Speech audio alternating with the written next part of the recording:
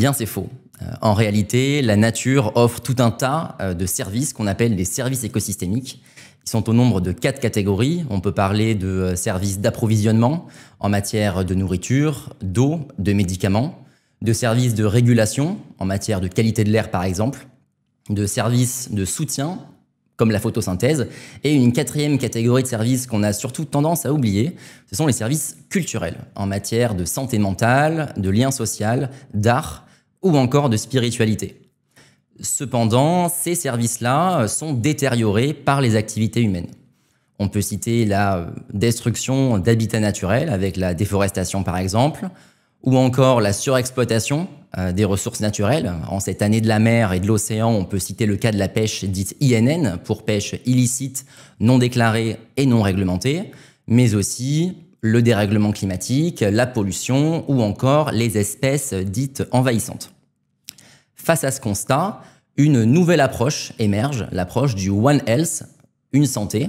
Cette démarche vise à vraiment créer une connexion entre la santé humaine, la santé des autres animaux et également la santé de l'environnement dans une percée, je dirais, assez intégrative, holistique et à une échelle locale, nationale et internationale. Quelques chiffres pour explorer ces interrelations. On peut parler du chiffre de 60% des maladies humaines infectieuses qui sont d'origine animale, 75% des espèces végétales cultivées qui ont besoin d'un pollinisateur et à peu près 40% de pertes de cultures vivrières agricoles qui sont dues à des maladies et des rongeurs. Donc, des solutions existent pour dépasser ces différents clivages.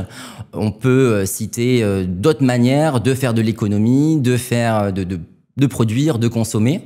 Je rappelle que l'étymologie grecque de économie est oikos nomos, qui est la bonne gestion de la maison. Et en la matière, la nature est une formidable source d'inspiration. Léonard de Vinci disait d'ailleurs « Va prendre tes leçons dans la nature, c'est là qu'est notre futur ». Et plusieurs approches innovantes en fait vont émerger. On peut parler du biomimétisme, qui est le fait de s'inspirer du vivant pour innover, avec les travaux du CBIOS en particulier. On peut citer encore l'économie symbiotique ou encore l'économie régénérative. Bref, pour conclure, la crise écologique est vraiment un enjeu de santé, à la fois pour les êtres humains, pour les animaux et pour l'environnement.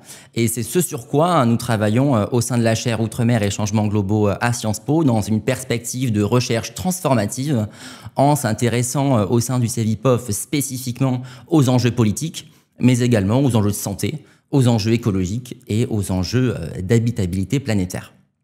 En ouverture, en ce temps estival, nous pouvons vous inviter, en tout cas, à regarder l'horizon si vous avez la chance de vous retrouver au niveau du littoral et de penser au fait que la vie a émergé dans les océans il y a 3,8 milliards d'années. Donc pensez la prochaine fois que vous verrez la mer que l'océan est notre famille, tous nos ancêtres viennent de la mer, donc sa santé est bien notre santé et celle de nos enfants.